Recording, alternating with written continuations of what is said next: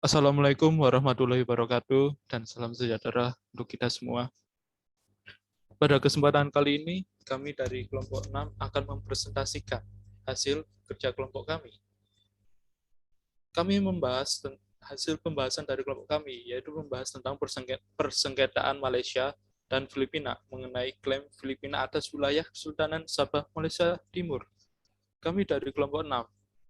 Di kesempatan kali ini kami mempresentasikan hasil tugas dari tugas hukum internasional yang di dosen pengampu Ibu Jekli Setia Pratiwi SHLLM MCL dari Ilmu Hukum Universitas Hukum.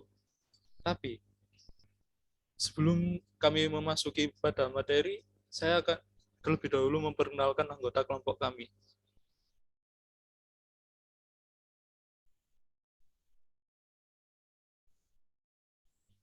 Yaitu pertama ada Excellent Juni Ferdiansyah bernim belakang 075, lalu Muhammad Iqbal Irfansyah bernim belakang 080, kemudian Muhammad Iqbal Bersedia bernomor NIM belakang 083, kemudian Fahrul Hidayat bernim belakang 099, lalu ada Hairul Amar bernim belakang 110, dan terakhir ada Robit Al-Qurdubi bernim belakang 127. Oke, selanjutnya kita akan membahas tentang gambaran umum yang akan dijelaskan oleh teman saya, Excel. Untuk waktu silakan Excel. Baik, terima kasih. Perkenalkan saya Excellent Juni Ferdiansyah akan menjelaskan gambaran umum tentang sengketa Sabah. Gambaran umum, pernyataan Kesultanan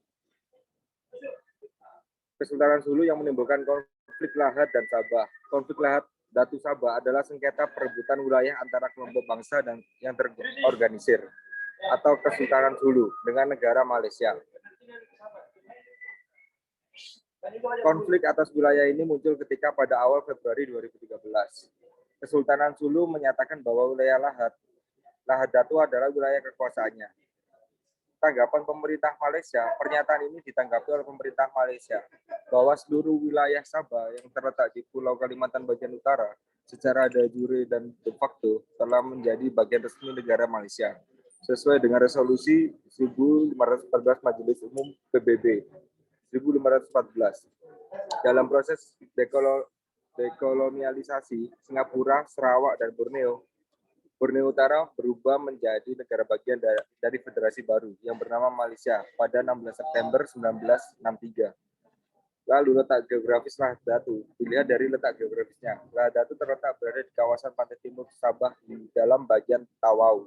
Ia terletak pada kedudukan 5 lintang utara dan 118 bujur timur pada jarak lebih kurang 500 km dari bandar utama Sabah, yaitu kota Kinabalu, dan berdekatan dengan beberapa tempat seperti Sandakan, Tawau.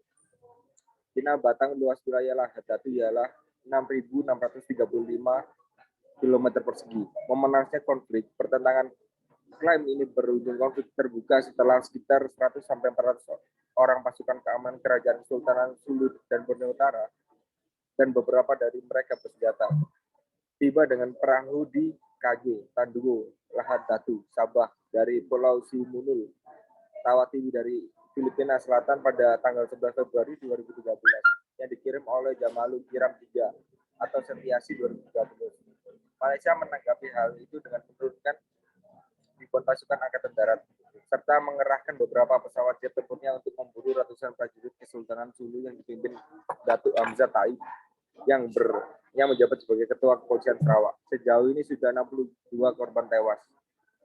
Dalam pertempuran 8 diantaranya merupakan aparat keamanan dari Malaysia. Senjata sepihak dari Kesultanan Sulu sudah memperlakukan senjata sepihak dengan harapan Malaysia akan mengikuti jejaknya. Namun, apa yang dilakukan oleh Sultan Sulu, Jamalu Kiram III, tidak mendapat tanggapan positif dari pihak Malaysia. Perdana Menteri Malaysia Najib dengan tegas menolak gencatan senjata dan mengharap kelompok militan itu supaya segera menyerahkan diri tanpa syarat apapun. Malaysia akan meningkatkan lagi militernya apabila kelompok Zulu masih melakukan perlawanan bersenjata di kawasan Sabah. Campur tangan Filipina. Di sini pemerintah Filipina mencoba menghentikan pertempuran, tetapi Perdana Menteri Najib sepertinya mengabaikan seruan pemerintah Filipina yang disampaikan oleh Menlu Alberto del Rosario agar pemerintah Malaysia menahan diri serta memberikan toleransi maksimal kepada kapal perang Filipina merapat ke Lahad Datu untuk menjemput kelompok Zulu perang ke Filipina Selatan. Tujuannya agar tidak bertambah lagi korban pertempuran. Lokasi pertempuran yang kental dengan daerah konflik. Lokasi pertempuran berada pada garis bujur timur terletak di Kampung Tandau, Lahad Datu, Punak, Sampadan, Tawau di pesisir timur Sabah. Sengketa wilayah ini telah menjadi konflik terparah yang pernah terjadi di kedua belah pihak dan konflik ini belum terselesaikan sampai sekarang. Begitu gambaran umum tentang sengketaan Sabah. Saya kembalikan ke moderator. Terima kasih Excel atas penjelasan gambaran umumnya. Lalu selanjutnya kita akan masuk pada gambaran singkat yang dijelaskan oleh saya sendiri. Sengketa Sabah atau bisa kita bilang ini dengan sengketa Sabah. Sengketa Sabah atau juga dikenal dengan sengketa Borneo Utara, Britania adalah sengketa wilayah antara Malaysia dan Filipina atas sebagian besar bagian timur wilayah negara. Bagian Sabah, wilayah tersebut dulunya pada masa kolonialisme Inggris disebut dengan Borneo Utara. Britania sebelum perjanjian Malaysia terbentuk. Sabah saat ini merupakan salah satu negara bagian dan wilayah persekutuan Malaysia dan juga merupakan salah satu dari 13 negara bagian pendiri dalam pembentukan Federasi Malaysia pada tahun 1963. Lalu awal mula konflik. Filipina mempromosikan diri sebagai negara penerus atau suksesor state dari Kesultanan Sulu yang mempertahankan klaim kedaulatan atas wilayah Sabah bagian timur yang dahulu dikuasai oleh Kesultanan Sulu. Melalui perjanjian tahun 1878, wilayah tersebut hanya disewakan oleh Sulu kepada Serikat Borneo Utara, Inggris, sehingga kedaulatan penuh Sulu dan kemudian Filipina sebagai negara penerus atas wilayah tersebut diklaim tidak pernah lepas. Sementara itu, Malaysia menganggap sengketa ini bukanlah suatu persoalan karena menganggap bahwa perjanjian yang disepakati tahun 1878 adalah perjanjian penyewaan wilayah. Malaysia juga mempertahankan bahwa pendapat penduduk di wilayah Sabah termasuk Sabah bagian timur telah menggunakan hak dan kebebasannya untuk bergabung membentuk Federasi Malaysia pada 1963. Lalu apa sih tindakan bangsa Sulu? Tindakan yang dilakukan bangsa Sulu melalui wilayah Lahad Datu dan kemudian bahwa wilayah tersebut milik negara Filipina secara mengejutkan membuat negara Malaysia menjadi takut kehilangan wilayah tersebut dan mengambil sikap melakukan perlawanan terhadap bangsa Sulu. Perintah Kesultanan Sulu Jamalul Dekiram III lahir di Minang, Sulu 16 Juni 1938 dan wafat di Quezon City 20 Oktober 2013 pada 75 tahun. Memerintah pada tahun 1974 sampai 1981 dan 2012 sampai 2012. Sebagai Sultan Sulu di selatan Filipina selama era Marcos Jamal Dekiram mengutus adik bungsunya yang bernama Raja Mudad Akmuddin Kiram dan mendapat perintah dari Kiram III memimpin pasukan keamanan kerajaan Kesultanan Sulu untuk merebut kembali wilayah Lahad Datu dari Malaysia dan berperang melawan tentara Malaysia, polisi di Raja Malaysia yang dipimpin langsung oleh Hamzah Talib. Itu seperti itu gambaran singkatnya. Lalu kita akan beralih ke teori kasus, kajian teori kasus yang akan dijelaskan oleh teman saya, Robit. Silakan Robit. Baik, terima kasih. Jadi kajian teori kasus persengketaan wilayah Kesultanan Sabah. Mengkaji konflik antara negara bahwa di dalam setiap negara pasti memiliki kasus persengketaan atau konflik terhadap negara lain. Entah disengaja ataupun tidak disengaja. Karena tiap-tiap negara memiliki kekuasaan di wilayahnya itu sendiri. Maka kalau terjadi perselisihan terhadap wilayahnya, pasti akan terjadi suatu perkara perang atau lainnya yang memicu untuk menguasai wilayahnya sendiri, seperti kasus persengketaan wilayah Kesultanan Sabah, di mana tindakan yang dilakukan bangsa Sulu memasuki wilayah Lahat Datu dan mengklaim bahwa wilayah tersebut milik negara Filipina.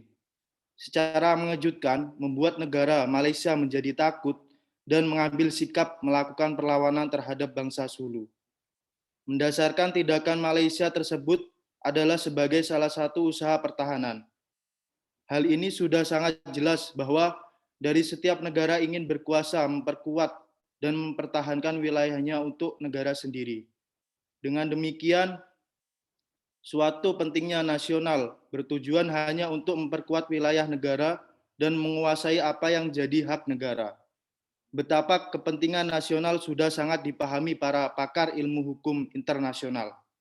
Karena konsep ini sangat utama dalam memutuskan suatu politik luar negeri, sebuah negara untuk merumuskan tujuan tertentu.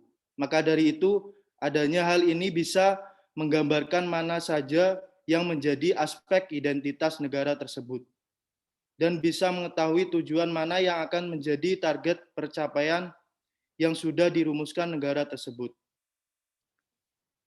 Di sini ada dua faktor teori, diantaranya yang pertama teori konflik, perbedaan kepentingan antar bangsa.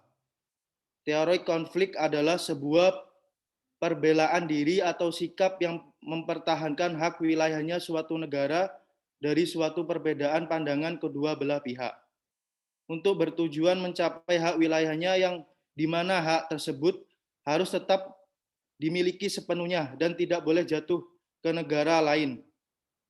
Maka akan timbulnya pertengkaran atau konflik antara kedua negara tersebut untuk merebutkan hal wilayah. Hal ini sudah sering terdengar karena di dalam suatu negara pasti ada konflik atau pertikaian antara kedua belah pihak, seperti konflik dalam kasus perebutan wilayah Lahat Datu Sabah. Masuk dalam perbedaan kepentingan antara individu, negara, atau bangsa, setiap manusia memiliki pendapat, pendirian, atau latar belakang yang berbeda. Oleh sebab itu, di dalam waktu yang bersamaan masing-masing warga negara memiliki kepentingan yang berbeda-beda. Adapun konflik yang terkait pada kasus ini ialah konflik antara kelompok bangsa yang terorganisir Kesultanan Sulu dengan negara Malaysia. Yang kedua, teori diplomasi, pengerahan militer dan konflik. Teori diplomasi adalah pelaksanaan antara hubungan negara untuk mencapai kepentingan nasional negaranya dengan tujuan diplomasi untuk pengamanan wilayah negara itu sendiri. Hal ini berbeda dengan teori konflik yang mana itu termasuk hanya membedakan pendapat keduanya yang salah satu tidak menyetujui untuk mencapai suatu haknya. Sedangkan teori diplomasi hanya saja untuk memperkuat hak negaranya. Seperti di dalam kasus konflik terjadi diplomasi Malaysia dengan Kesultanan Sulu menggunakan hard diplomasi dengan kekuatan militer atau power untuk mempertahankan wilayah Sabah, yang mana konflik ini karena diantaranya militer Malaysia menyerang pengikut Kesultanan Sulu yang bersenjata di Sabah. Malaysia mengerahkan kekuatan senjata militer untuk menghalau mengikut Kesultanan Sulu. Malaysia menangkap masyarakat Filipina yang dianggap membantu kelompok Kesultanan Sulu. Baik, itu saja dari kajian teori kasus.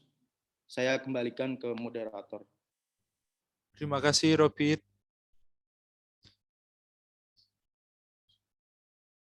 Oke, selanjutnya kita memasuki proses yang ditempuh dan akan dijelaskan oleh teman saya, Amar. Silakan, Amar.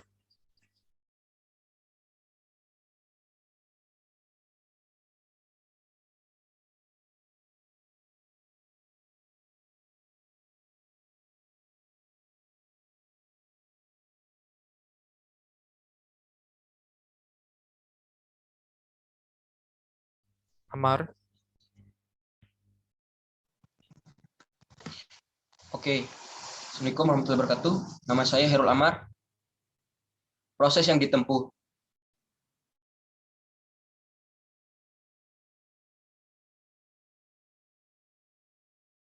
Wilayah Sabah yakni Brunei dan Sulu membuat kesepakatan Kesultanan Brunei yang menghadiahkan wilayah Sabah kepada mereka membantu melawan pemberontakan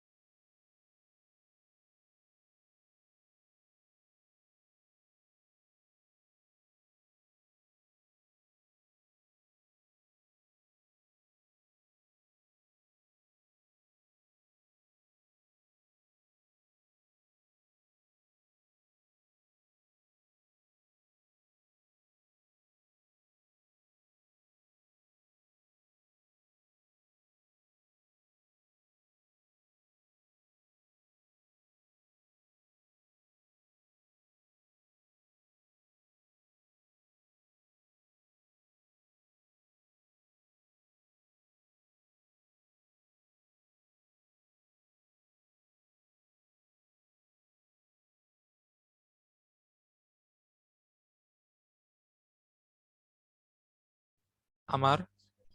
Amar. Amar. Amar.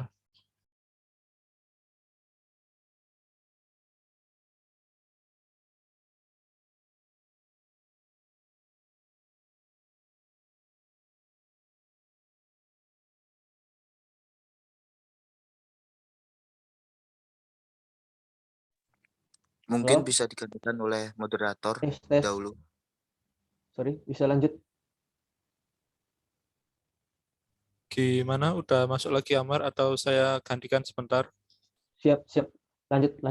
Oh ya, silakan, Oke, Amar. maaf atas misalnya proses yang ditempuh. Sejarah wilayah Sabah dilihat dari sejarahnya, wilayah ini bahwa pada tahun 1658 dua kesultanan di wilayah Sabah yakni Brunei dan Sulu membuat kesepakatan. Kesultanan Brunei menghadiahkan wilayah Sabah kepada Kesultanan Sulu atas jasa mereka membantu melawan pemberontakan. Kemudian pada tahun 1878 perusahaan Inggris British North Borneo Company menyewa wilayah itu pada Kesultanan Sulu. Dalam kontrak tersebut, perusahaan membayar senilai $1.600 selama beroperasi. Namun saat itu Malaysia merdeka, Inggris menyerah wilayah Sabah karena menganggap uang sewa tersebut sebagai uang pembelian lahan. Pemungutan suara. Sabah yakini menjadi bagian Malaysia, merupakan wilayah Kesultanan Sulu yang disewakan kepada pemerintah kolonial Inggris setelah Perang Dunia Kedua. Inggris berniat mengembalikan Sabah Kesultanan Sulu. Dilakukanlah pemungutan suara untuk menentukan apakah rakyat Sabah memilih bergabung dengan Malaysia atau kembali ke Kesultanan Sulu. Hasilnya, rakyat Sabah memilih bergabung dengan Malaysia. Upaya Malaysia mempertahankan negaranya. Tindakan yang dilakukan bangsa Sulu memasuki wilayah Lahat, Datu, dan mengklaim bahwa wilayah tersebut memiliki milik negara Filipina secara mengejutkan, membuat negara Malaysia menjadi takut dan mengambil sikap melakukan perlawanan terhadap bangsa Sulu. Mendasarkan tindakan Malaysia tersebut adalah sebagai salah satu usaha pertahanan. Malaysia langsung menurunkan ribuan pasukan angkatan daratnya. serta mengerahkan beberapa pesawat jet tempurnya untuk memburu ratusan prajurit Kesultanan Sulu yang dipimpin oleh Datuk Hamzah Taib yang menjabat sebagai Ketua Kepolisian Sarawak. Dan akibat dari peristiwa itu, 62 korban tewas dan dalam pertempuran. 8 diantaranya merupakan aparat keamanan dari Malaysia. Senjata sepihak dan tanggapan Filipina. Kesultanan Sulu sudah memperlakukan gencatan senjata sepihak dengan harapan Malaysia akan mengikuti jejaknya. Perdana Menteri Malaysia Najib dengan tegas menolak gencatan senjata dan mengharapkan kelompok militer segera menyerahkan diri tanpa syarat apapun. Malaysia akan meningkatkan lagi militernya apabila kelompok Sulu masih melakukan perlawanan bersenjata di kawasan Sabah. Dan dari apa yang telah terjadi, pemerintah Filipina mengambil keputusan untuk menghentikan pertempuran agar tidak ada lagi korban. Tapi Perdana Menteri Najib mengabaikan seruan pemerintah Filipina yang disampaikan oleh Menlu Alberto del Rosario agar pemerintah Malaysia menahan diri serta memberi toleransi maksimal kepada mereka yang mengizinkan kapal perang Filipina merapat ke Lahat Datu untuk menjemput kelompok Sulu pulang ke Filipina Selatan. Tujuan agar tidak bertambah laginya korban pertempuran. Dari sengketa wilayah ini menjadi konflik parah yang terjadi dari kedua belah pihak dan sampai saat ini belum terselesaikan sampai sekarang. Sekian dari saya. Wassalamualaikum warahmatullahi wabarakatuh. Waalaikumsalam. Terima kasih, Amar.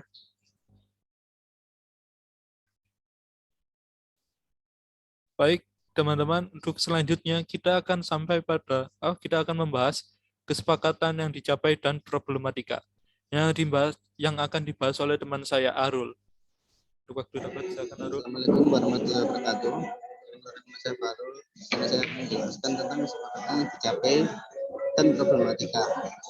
Kesepakatan yang dicapai penafsiran atas dokumen tahun 1878 klaim Filipina atas sebab bermula dari pertanyaan mendasar apakah Sultan Sulu melalui dokumen yang ditandatangani pada 12 Januari 1878 menjual atau hanya menyerahkan Sabah pada Inggris yang menguasai wilayah yang sekarang dikenal sebagai Malaysia. Malaysia menafsirkan dokumen tahun 1878 sebagai Sultan Sulu Jamalul Alam menjual Sabah kepada Inggris. Filipina menegaskan bahwa Sultan hanya menyewanya. Filipina memposisikan diri sebagai negara penerus atau successor state dari Kesultanan Sulu yang mempertahankan klaim kedaulatan atas wilayah Sabah bagian timur yang dahulu dikuasai oleh Kesultanan Sulu. Melalui perjanjian pada tahun 1878, wilayah tersebut hanya disiapkan oleh Sulu kepada Serikat Brunei Utara Inggris, sehingga kedaulatan Sulu atau dan pilihan Filipina sebagai negara penerus atas wilayah tersebut diklaim tidak pernah lepas. Berikutnya tanggapan Malaysia. Sementara itu, Malaysia menganggap sengketa ini bukanlah sebuah persoalan karena menganggap bahwa perjanjian yang disepakati pada tahun 1878 adalah perjanjian penyerahan wilayah. Malaysia juga mempertahankan pendapat bahwa penduduk di wilayah Sabah, termasuk Sabah bagian timur, telah menggunakan hak dan kebebasannya untuk bergabung untuk Federasi Malaysia pada tahun 1963. Ada konflik yang terjadi di antara kedua belah pihak yang merupakan aktor konflik berasal dari kelompok Kesultanan Sulu yang meminta turunan kekuasaan wilayah kepada pemerintah Malaysia yang berdampak pada meluasnya konflik hingga memiliki wilayah Sabah pada masa sejarah terdahulu serta perbedaan persepsi dari kesepakatan yang masing-masing pihak buat dalam perjanjian. Sekian dari saya. Terima kasih. Terima kasih Arul, dan teman-teman, tidak terasa kita sudah sampai di akhir materi pembahasan. Lalu selanjutnya yang terakhir dari teman saya, Iqbal akan menyampaikan menutup dari diskusi ini. Silakan Iqbal.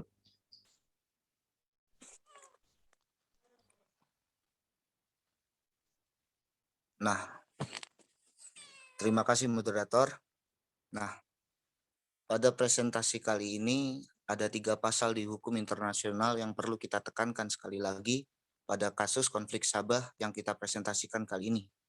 Yang pertama, pasal pertama, Part 15 United National Convention of the Law of the Sea 1982 pada UNCLOS. Pasal 279 UNCLOS, pasal 287 ayat 1 UNCLOS.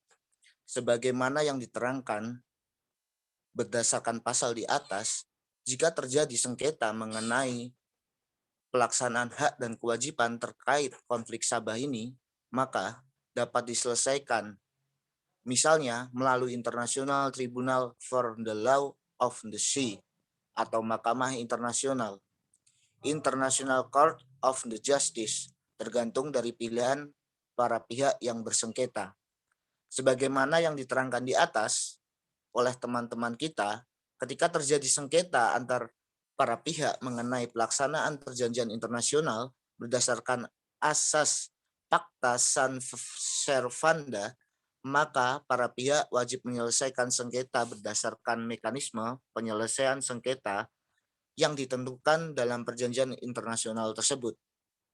Menyambung kembali pertanyaan Anda, dengan demikian peran lain perjanjian internasional dalam penyelesaian sengketa internasional timbul karena perjanjian internasional seringkali mengatur mekanisme penyelesaian sengketa terkait perjanjian internasional itu sendiri yang wajib ditaati oleh para pihak.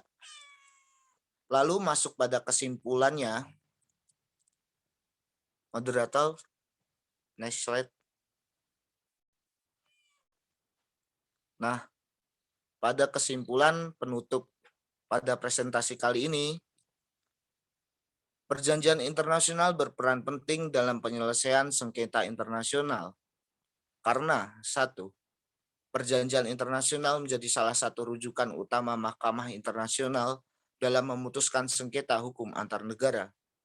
Yang kedua, perjanjian internasional menjadi dasar untuk mengajukan penyelesaian sengketa kepada forum penyelesaian sengketa tertentu, seperti Mahkamah Internasional, dan berbagai perjanjian internasional memuat pasal mengenai mekanisme penyelesaian sengketa berkaitan dengan pelaksanaan perjanjian internasional itu sendiri yang harus ditaati oleh para pihak. Demikian jawaban kami, semoga bermanfaat. Terima kasih moderator. Baik, terima kasih juga teman-teman semua. Mungkin cukup sekian presentasi dari kami. Menggoreng ikan dicampur bakmi, digoreng terpisah, jangan sekaligus. Cukup sekian presentasi kami, semoga mendapat nilai yang bagus. Mentari senja telah tenggelam, hujan turun mulai terjatuh. Kami tutup presentasi dengan salam. Wassalamualaikum warahmatullahi wabarakatuh. Waalaikumsalam warahmatullahi wabarakatuh. Waalaikumsalam warahmatullahi wabarakatuh.